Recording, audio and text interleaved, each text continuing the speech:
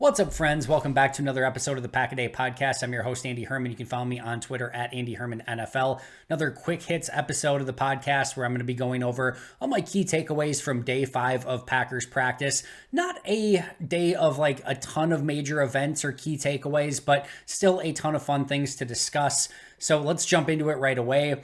Players not practicing included David Bakhtiari. I don't think any major issue or thing to worry about here, but slightly interesting that he kind of quote unquote dropped out of practice on Saturday and then did not practice today. So no major concern yet, but one to slightly keep an eye on a little bit. Then Rashawn Gary, Eric Stokes, Grant Dubose, and Dontavian Wicks remained out. No other new injuries, but the Bakhtiari one just a little bit more likely than not. Probably just him having his normal rest days and then being very careful with him, which Matt LaFleur mentioned prior to the start of camp that they were going to do. But just a slight one to monitor there. Peyton Manning was in attendance, so there was that. Apparently, he's pitching the Packers on an idea for something. It had nothing to do with Jordan Love on his quarterback series, apparently, but he has some idea that he wanted to talk to the Packers about. So he was in attendance. Always cool to see Peyton Manning at anywhere, but especially Packers practice, right? Your starters on the day, at least in the first team drills, offense was Jordan Love at quarterback, Aaron Jones and A.J. Dillon in that pony package at running back, Luke Musgrave at tight end, who remains tight end number 1 so far throughout OTAs, mini camps, and training camp so far. Christian Watson, Romeo Doubs at wide receiver, Yosh Nijman at left tackle with Bakhtiari out, Jenkins, Myers, John Runyon Jr., and Zach Tom at right tackle. And then TJ Slayton and Kenny Clark along the defensive line, Hollins and Preston Smith at edge again, Quay and Campbell at inside linebacker, Douglas and Jair outside, Nixon was in the slot, and then Ford and Savage at safety. All right, let's kick things off then with Jordan Love, as we usually do, in his performance on the day. Overall, I thought he threw the ball well, but I want to talk about 4 specific plays. And let's start with a deep ball to Christian Watson that had everybody buzzing. So it looked like a sort of like a trips opportunity to the side. It ended up with Christian Watson against Innis Gaines in coverage, and that's some of the things that Matt LaFleur is trying to accomplish with his pre-snap motions and his bunch formations. It's, can you get an advantageous matchup? And the ability to move Christian Watson around, put him on the X, the Y, the Z, and wherever you want to put him, you can put him. And in this specific situation, you get Watson matched up with Innis Gaines. And I thought Gaines did about as well as could be expected in that situation, but Watson had a step on him and Love led him perfectly. It looked in real time like there was a little bit of pressure on Love, and certainly, when the bullets are flying, like, everything looks intense, right? But you watch the video and it didn't look like there was that much pressure on him overall. But either way, hits Watson in stride, and it looked like Watson just glided to the ball at the end in a very beautiful way. The ball was perfect. The route was perfect. The speed, the acceleration, and Watson just cruises in for what would have been a 60-yard touchdown. Tip your cap to Innis Gaines. You live to see another day. Sometimes the guy across from you is just running a 4.240, and there's only so much you can do as a hybrid safety / slot corner in that type of position. But Love spotted the mismatch, saw Watson running, and hit him in stride, and that's all you can do with that specific play. Another play that stood out to me for Jordan Love also involved Christian Watson, and it is basically a run-pass option, but it was more likely than not a pure running play that they wanted to. But Love has the ability, if he sees something on the backside with Christian Watson running a slant route. We saw that with Brett Favre back in the day, where he would run that quick smoke slant screen or slant route, and then we've seen that with Rodgers, etc. But I love the read on the play. He noticed that Watson was inside on Jair. There was nobody to contain it. He goes to, do the quick handoff and then immediately bounces back, hits Watson right over the middle, right in stride, and picks up easy yardage. And those are the type of plays that just mental processing that you want to see Jordan go to the right spot and make the right read. He did so. Jair was in coverage. It didn't matter. Watson had the inside track, got the ball to him, and picked up probably 8-9 yards maybe on the play, which maybe doesn't sound like much, but running game is so freaking hard to pick up, decent yardage on any given run, that if you can, show run quick and then do that quick smoke, slant on the outside and pick up 9 yards, that's a winning football play. And again, something that you love to see from Jordan Love in his progress as a passer. And then finally, or the third one, I should say, he hit Quay Walker right in the numbers. And that was his first really bad throw of training camp. It comes on day 5 and really day 4 of team activities where they were actually doing stuff and not just going through walkthroughs. But that was the first one, 2-minute drill, first play of the drive, down by 7, deep in their own territory.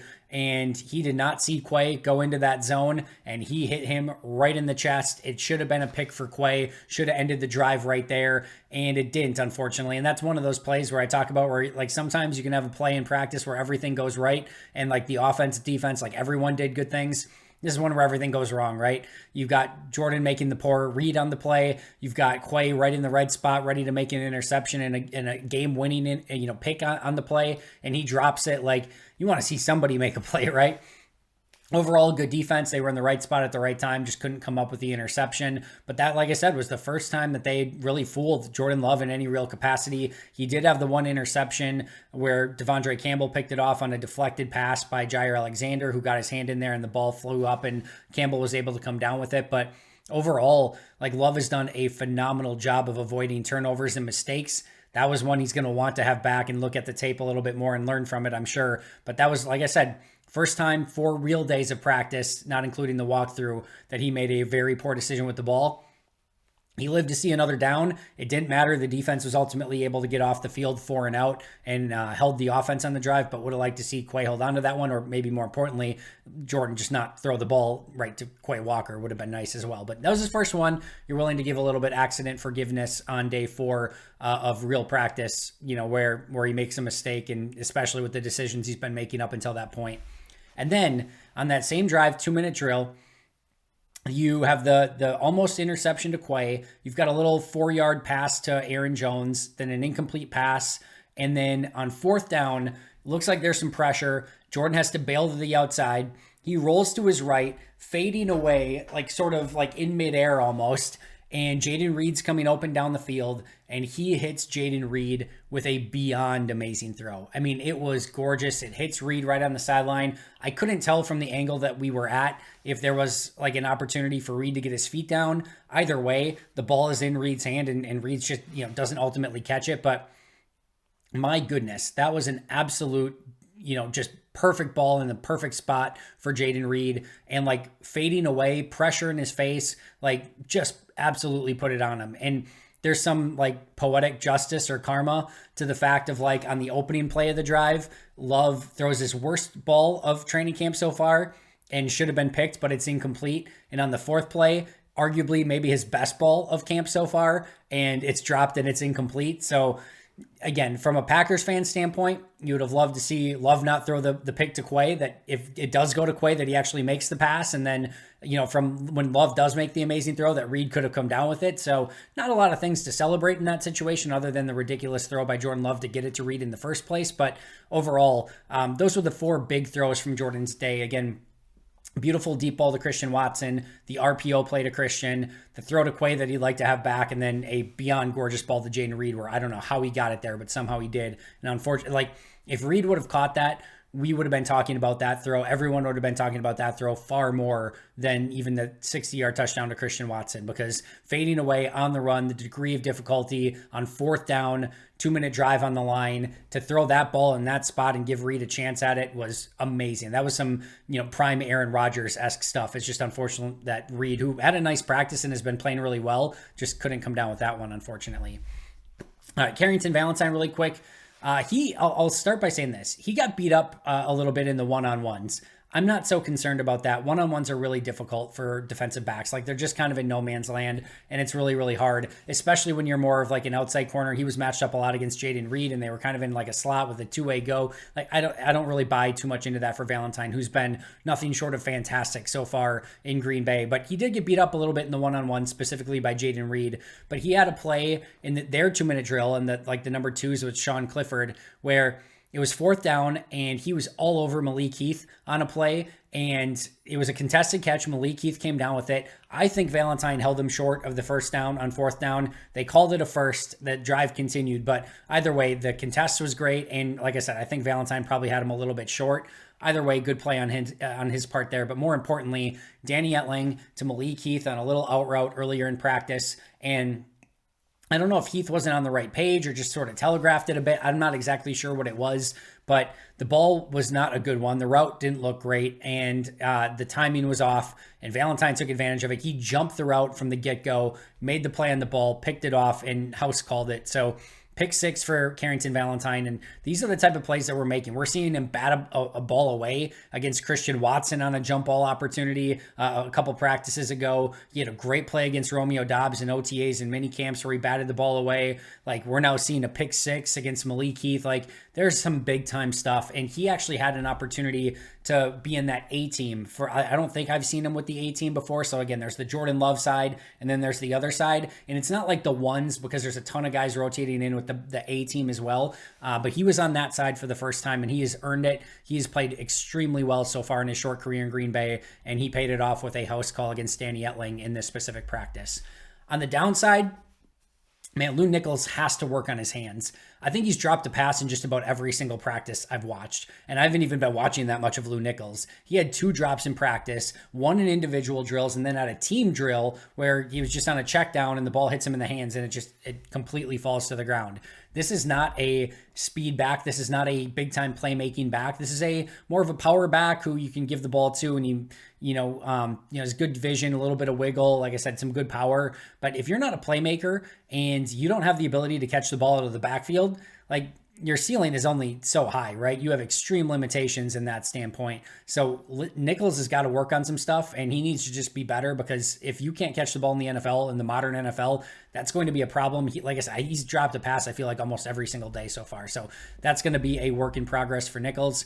Plays of the day, Jordan Love to Christian Watson, 60 yards, amazing throw, amazing catch, all of it great. And then Carrington Valentine, pick 6 on Danny Etling. So those are the 2 big plays.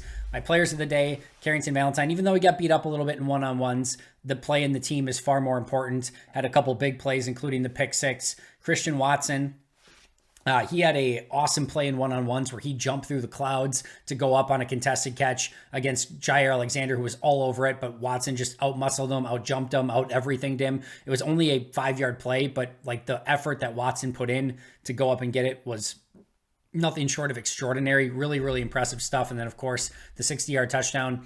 Thought Rasul Douglas was solid all day, especially in one-on-ones. He was shut down against Romeo Dobbs and then played well in team. And then Carl Brooks, a couple big plays in the backfield, including a would-be sack as well. So I'll go over that in tomorrow's episode, breaking down all of practice a little bit more. But those were definitely my 4 players to take away. And then one more quick one here. Joe Barry wearing a bucket hat on the day. Bucket hat Joe Barry. Kudos to him as well. I thought he had a really nice day in defense. The defense won almost everything on the day. Outside of the 60-yard touchdown from Love to Watson, I thought the defense was pretty darn dominant. I asked for some playmaking, some more playmaking in yesterday's episode. You had the Carrington Valentine pick 6. Quay Walker should have had a pick. That's not Joe Barry's fault that he dropped it. He put Walker in a position to succeed. Walker just couldn't come down with the play, but he should have had a game-sealing interception. You had a couple sacks, including one from Carl Brooks. The defense held tight all day. They won all 3 2-minute drills. Easy to be harsh on Joe Barry, and part of that is just some of the stuff we've seen over the last couple of years. But defense was awesome on the day, and I think he certainly deserves some degree of credit for that as well. So bucket hat Joe Barry. Offenses, be prepared. You don't know what's coming at you when Joe Barry's got the bucket hat going. It's going to be a long day for you, is what you know is going to happen when that takes place. So that's going to do it for me today in my quick hits. Thank you so much, as always, for joining me. I'll be right back here tomorrow with a full breakdown of Packers practice. But until then, and until next time, go Pack Go.